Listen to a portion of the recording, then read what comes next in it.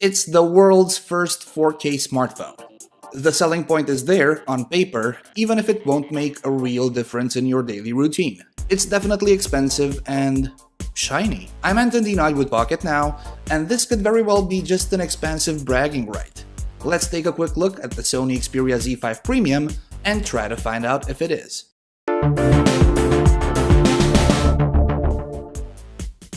Our first impressions start with the unboxing experience, and they're not that bright. Sure, Sony decided to change the box and presentation of the Z5 Premium, but the experience is not premium at all. No, we're not talking about the carton box or materials used, we're talking about a premium device that even has the word premium in its official name, which comes with no headphones bundle. Sure, some regions might get them inside the box, but this one right here, in Europe, did not. We've seen mid-rangers ship with JBL headphones, or premium devices come with AKG-tuned premium earbuds right in the box. This premium device does only ship with a screen protector, a charging cable, the charger itself, and some literature.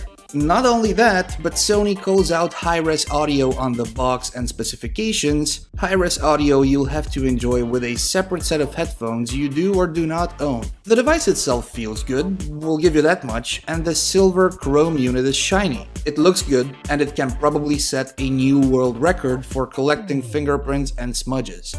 The omni-balance philosophy is still alive, whether you love it or hate it, and the Xperia Z5 Premium feels just as good as any other past Xperia Z smartphone. Yes, you're entitled to say you're somewhat tired of the same old design, but it feels so solid and good in the hand that you might just want to learn to live with it and its rough edges. The world's first 4K smartphone has every chance of going unnoticed.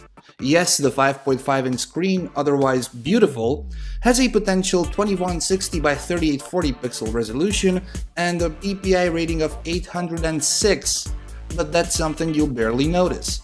About 90% of the time, or even more, you'll be limited to Full HD 1080p. As a matter of fact, aside from Sony's own movie and album applications, everything else will run in Full HD, including apps and home screens. Sony says it was a user-oriented decision to conserve battery life, combined with the fact that most third-party applications don't even support 4K resolution.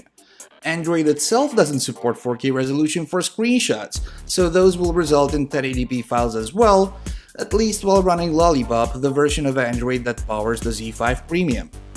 And even if you shoot in 4K and play it back in 4K, which you can, with or without the upscaling, would you be able to tell the difference between 4K and 1080p on a 5.5-inch display? We're inclined to believe that this feature is just a bragging right, an expensive one, but we'll have to wait for our full review to draw the conclusion.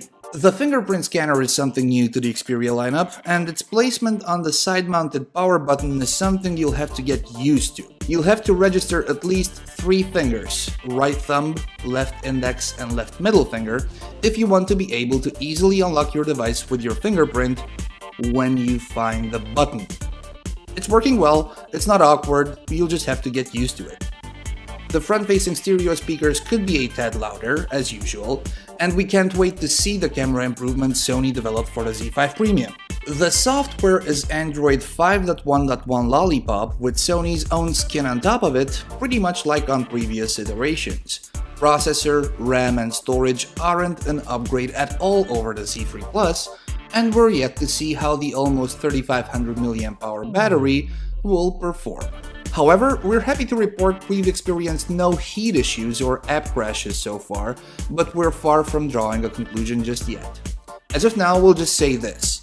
The Sony Xperia Z5 Premium is one hell of a pricey Z3 Plus, with a side-mounted fingerprint scanner and a 4K display you'll be happy to tell your friends about, but neither you nor they will be able to tell the difference. Everyone will have a lot more on the Z5 Premium in the coming days and weeks, and of course our full review.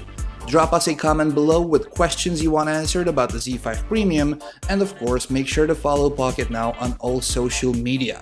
I've been Anton Dinoy, thank you very much for watching, till next time.